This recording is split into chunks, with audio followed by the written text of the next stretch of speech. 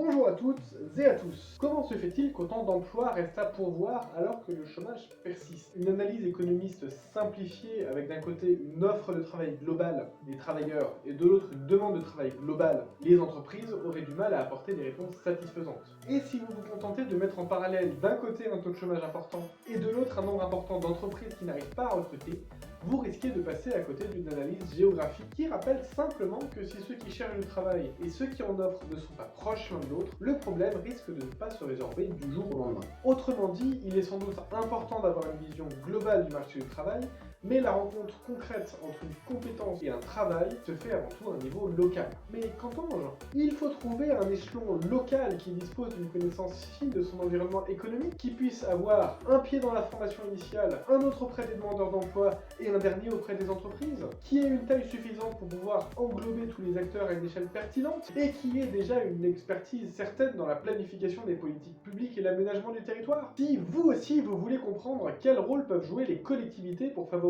l'emploi en orientant les compétences vers les métiers les plus prometteurs et en rapprochant autant que possible les jeunes gens et les personnes en recherche d'emploi vers des perspectives d'emploi de leur territoire, cette vidéo est faite pour vous.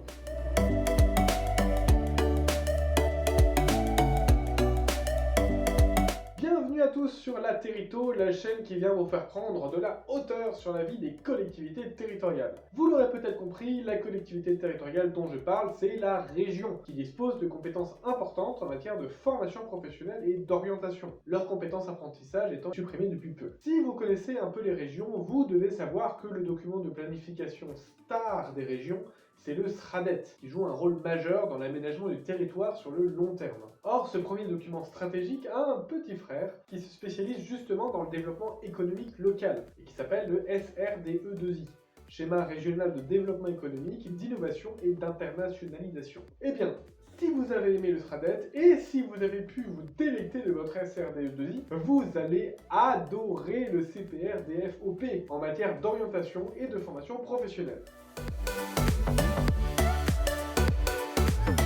Le CPRDFOP, c'est le document de planification de l'emploi à l'échelle régionale. Ça signifie contrat de plan régional de développement des formations et de l'orientation professionnelle. C'est à la fois un document d'orientation des compétences à long terme et un contrat de plan régional co-signé par les principaux acteurs concernés par le domaine, à savoir le préfet de région, les autorités académiques, les organisations syndicales de salariés, CGT, CFTT et FO, et les organisations professionnels des employeurs, MEDEF, CPME, UDP, etc. Il doit faire l'objet d'une concertation assez large qui inclut les collectivités territoriales concernées, l'opérateur France Travail, anciennement Pôle emploi, les organismes consulaires, CCI, CMA, Chambre d'agriculture, des représentants de structures d'insertion par l'activité économique et des représentants d'organismes de formation professionnelle. Le mieux est sans doute d'aller voir vous-même le CPRDFOP de votre région, si vous voulez voir concrètement à quoi cela ressemble. Mais a priori, on retrouve à peu près une même structure assez classique, avec en premier lieu un diagnostic qui permet d'analyser les besoins à moyen terme du territoire régional en matière d'emploi, de compétences et de qualifications. Pour cela, la région et les différentes parties prenantes disposent d'un certain nombre d'indicateurs, à commencer par la démographie. On peut par exemple imaginer que l'essoufflement démographique de pays voisins nécessite de renforcer dès aujourd'hui l'apprentissage de langue vivante. La stratégie économique nationale ou de la région donne également des grandes orientations, qui ont nécessairement des impacts sur la structure des compétences à venir. Un lien évident est ici fait avec le SRDE2I, qui vise précisément à anticiper et accompagner les évolutions des entreprises à venir au sein de chaque région, tous secteurs confondus. La transition énergétique nécessite par exemple d'accompagner la structuration et l'implantation d'entreprises capables de développer des batteries électriques ou de l'hydrogène vert. Or, s'il faut accompagner les filières et les entreprises vers ce but, il faut également orienter les compétences vers ces métiers, dont certains sont encore en cours de définition. Enfin, la plupart des entreprises structurées en filières disposent de leur propre prospective, qu'elles peuvent comparer au manque d'emploi actuel ou anticipé. On peut par exemple penser aux industries qui peinent à recruter de jeunes profils, souvent éloignés de leur thématique, ou encore aux besoins grandissants du secteur de l'accompagnement aux personnes vulnérables, et en particulier les plus âgées d'entre elles. Deuxième étape, il s'agit de définir les grands objectifs à fixer collectivement, ainsi que les grandes orientations à mettre en avant. C'est un positionnement politique qui dépend de chaque territoire et de la volonté des parties prenantes. Dernière étape, et pas des moindres, l'ensemble des signataires du CPRDFOP s'engagent à la mise en œuvre d'un plan d'action. Ce plan d'action peut porter sur des aides à mettre en place, des collaborations, des actions spécifiques pour favoriser un équilibrage des hommes et des femmes dans les filières, ou encore l'insertion de personnes en situation de handicap en milieu professionnel ordinaire. Comme toute planification, le CPRDFOP a sans aucun doute ses limites, mais il a au moins l'intérêt de rassembler toutes les parties prenantes, et elles sont nombreuses, pour porter un diagnostic commun. Mais de plus en plus, les régions ne se contentent pas de faire de la planification. Elles vont aussi se retrousser les manches et agir sur la formation professionnelle.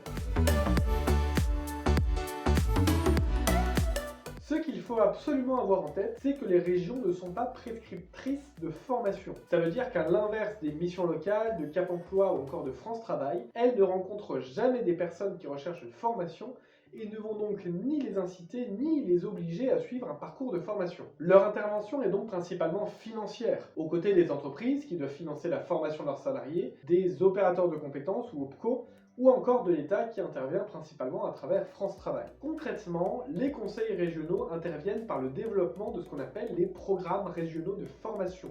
PRF. Ils achètent des formations en fonction des besoins en compétences des territoires via des procédures classiques de marché public. Ces formations peuvent faire l'objet de partenariats et de conventions avec d'autres acteurs comme France Travail, les départements ou encore les chambres des métiers, les chambres de commerce et d'industrie, les chambres d'agriculture, etc. Dans plusieurs grandes régions, ce travail est mené à un niveau assez fin du bassin d'emploi, voire dans certains cas de l'entreprise, en lien avec les observatoires régionaux de l'emploi et de la formation.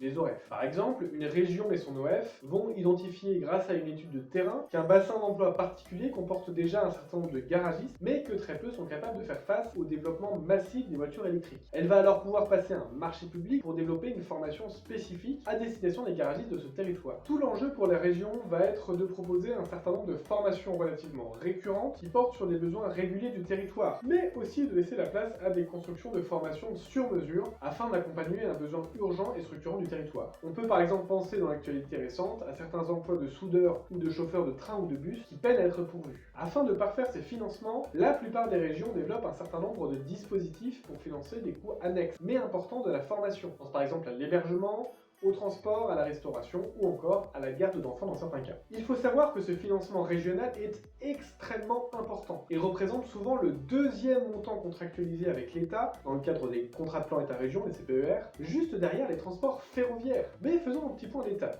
Si je résume, les régions ont face à elles les entreprises qui rencontrent des difficultés de recrutement. Elles jouent un rôle important pour planifier et donc anticiper au mieux ces besoins, et injectent des montants importants pour financer un certain nombre de formations. Cependant, comme elles ne sont pas prescriptives de formation, elles ont en réalité assez peu de marge de manœuvre pour orienter ses habitants vers ce type de formation. Finalement, si le financement de ces formations représente un enjeu important des régions, le véritable défi consiste avant tout à accompagner les individus vers des métiers d'avenir ou métiers en tension sur le territoire. Jusqu'à preuve du contraire, dans une société plutôt libérale comme la nôtre, il va être difficile de contraindre les individus à adapter tel ou tel métier. Le défi va donc être, à minima, de leur donner accès à ces informations afin de leur permettre d'orienter au mieux leur parcours de formation vers des projets de métier qui ont les plus de chances d'aboutir. C'est tout l'enjeu de l'orientation dès la formation initiale et tout au long de la vie.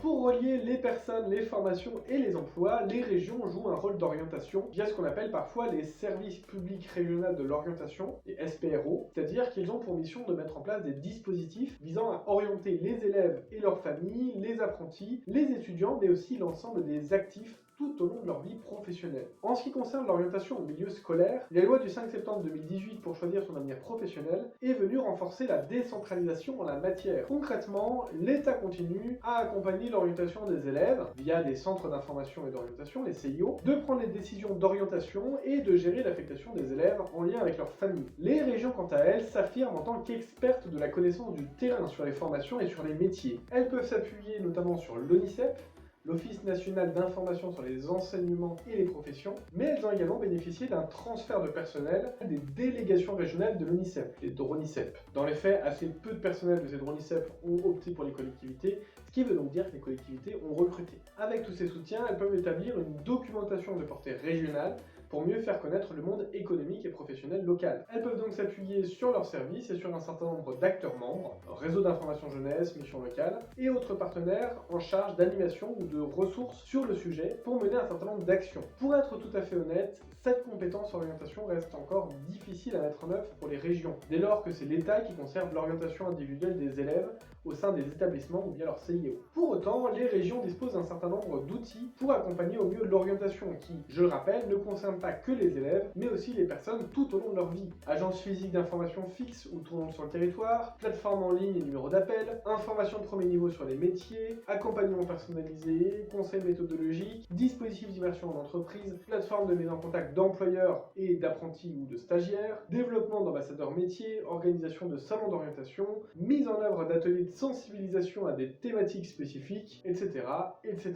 Ces types d'actions sont nombreuses et n'ont quasiment que l'imagination de leurs élus comme principale limite. C'est tout pour aujourd'hui en ce qui concerne la compétence formation et orientation des régions. J'espère que cette vidéo vous a plu et que j'ai pu vous orienter un peu plus dans le monde très particulier de la formation professionnelle. C'est un sujet passionnant sur lequel, paradoxalement, les régions investissent beaucoup mais ont finalement assez peu de marge de manœuvre. Et on sent bien qu'en l'état, la gestion de la compétence orientation est un sujet aussi important que difficile à mettre en place au quotidien. Une des pistes parfois évoquées pour l'orientation dans les formations initiales pourrait consister à redonner plus franchement la main aux régions dans l'orientation des scolaires, ce qui pourrait notamment passer par une intégration des conseillers et conseillères d'orientation et des CIO dans le fonction publique territoriale. Néanmoins, cela nécessiterait de nouvelles négociations avec l'État et il n'est pas certain que tous les agents en question voient ce changement d'un bon œil. Plusieurs autres pistes sont également expérimentées un peu partout afin d'essayer de rapprocher le monde professionnel des établissements scolaires. Mais peut-être avez-vous pu vous-même bénéficier d'une action de ce type au cours de votre vie scolaire et professionnelle.